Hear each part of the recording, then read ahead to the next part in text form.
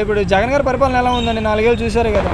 జగన్ గారు పరిపాలన చేసినట్టు నాకు ఇవాళ 57 సంవత్సరాల వయసు అండి. అది అంటే నేను పూర్వం నుంచి కాంగ్రెస్, మరి ఏదో పార్టీకి ఓటే లేదు.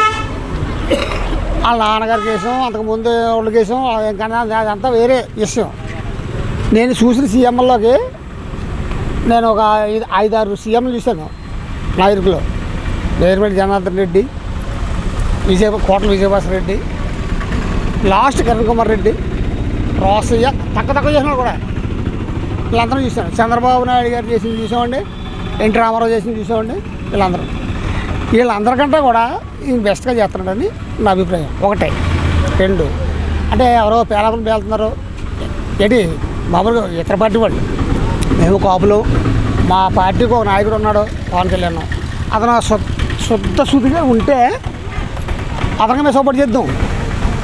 అతను ఎలాగంటే ఈ నారా చంద్రబాబు అన్నవాడికి దత్తపుత్రుడి కింద ధైర్యపడి ఏమండి మా గురించి మా వాళ్ళు ఎవరు ఆడో పక్కలమ్మ ఏమండి. అందుకని ఇతను ఏ మహిళకన్నా సరే ఒక పైసా ఇచ్చినాడు ఎవడో లేడు ఇప్పుడు వరకు. ఏ సీఎం కూడా లేడు. 45 సంవత్సరాలు వచ్చిన వాడికి 15,000 ఇస్తున్నాడు.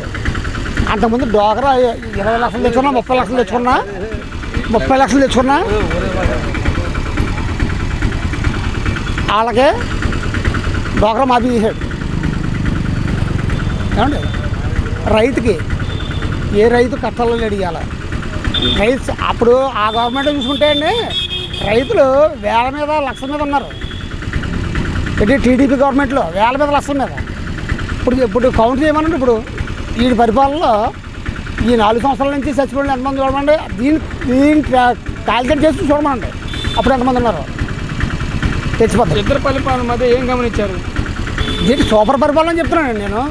జగన్ చంద్రబాబు నాయుడు పరిపాలన ఏముందండి, వాళ్ళ కార్యకర్తలు వాళ్ళ మనుషులకే ఇవాళ ఈ పథకాలు ఇస్తున్నాడంటే ఏ పార్టీ లేకుండా ఇస్తున్నాడు. అవునండి ఇస్తున్నాడు కదా.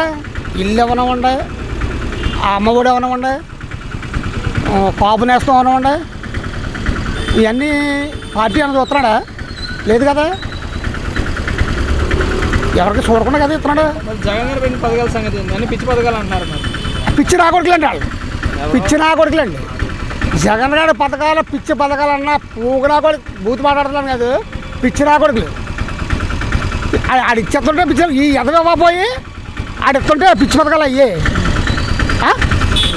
కదండి. సచివాలయాలు వాలంటీర్ల వల్ల కూడా ఉపయోగం లేదని అంటున్నారు. ఎవరికి? జనాలకి. అక్కడ న్యూలాండ్లో నుంచింది వాడు వెళ్ళి ఈ పెన్షన్ కోసం, ఈ పూగునాడు ఇచ్చి 1000 రూపాయల కోసం అక్కడ నుంచిన వాడు వెళ్ళి మధ్యాహ్నం వచ్చేవాడు ఇంటికి. ఇప్పుడు ఈ 2,750 రూపాయలు ఇప్పుడు ఇంటికి తెల్లారుజాకి 4:30-5 గంటలకి తెల్లారకుండా ఆడ ఇక్కడ పళ్ళుకుంటూ తీసుకుంటున్నాడు. అవునండి తీసుకున్నాడు కదా. రేషను అక్కడ మళ్ళీ కంప్యూటర్ బంద్ చేయకపోవటం. రేషన్కి వెళ్తే అక్కడ ఆడ దగ్గరికి వెళ్ళాలి, ఆడ దగ్గర కూర్చోవాలి. ఇక్కడ ఇంటికి తెచ్చిస్తున్నాడు. అంటే నేను పార్టీ పరంగా కాదండి, పరిపాలన గురించి మాట్లాడుతున్నాను.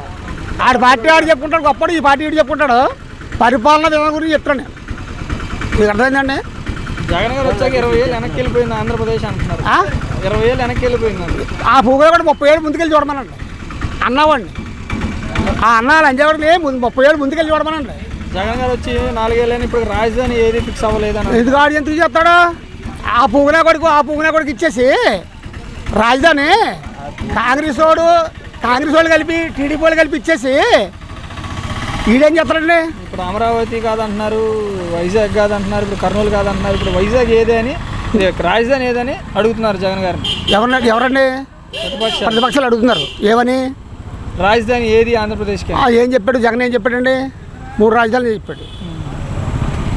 పరిపాలనా విధానం అక్కడ అమరావతి, ఇదేమో న్యాయశాస్త్రం కర్నూలు అని చెప్పాడు. ఇప్పుడు ఒక్కదానికి కూడా శంకుస్థాపన చేయలేదు. మళ్ళీ శంకుస్థాపన వీళ్ళు అడ్డు పెడుతుంటే ఏం చేస్తాడండి? వీళ్ళు అడ్డు పెడుతుంటే ఏం చేస్తారు చెప్పండి. అయినా ఆగడు. వచ్చి మళ్ళీ గవర్నమెంట్ కూడా జగనే వచ్చి జగన్ కూడా ఆడే. పవన్ కళ్యాణ్ చంద్రబాబు పొత్తు పెట్టుకునే అవకాశం ఉందంటారా లేదంటారా? ఎవరండి? పవన్ కళ్యాణ్ చంద్రబాబు కలిసి అది పోటీ మనం చేసే ఏం అవకాశం. చెప్పగలం అంటే మరి మనం వాళ్ళ ఒకటే ముందుసారి అయ్యింది, మొన్న అవ్వలేదు, పేలేవాడు, సింగిల్ సీటుకి పరిమితం అయ్యాడు పవన్ కళ్యాణ్. మరి వెనక కలుస్తారో మరి ఏదన్నది మనం ఏం చెప్పలేము. 2024లో ఎవరు ముఖ్యమంత్రి అయితే బాగుంటుంది అంటారు? ఎవరైతే మేము చెప్పేదేటండి, ఇప్పుడు పరిపాలన బాగుంది కాబట్టి జగన్ అవుతేనే బాగుంటుందని చెప్తున్నాండి. ఓకే.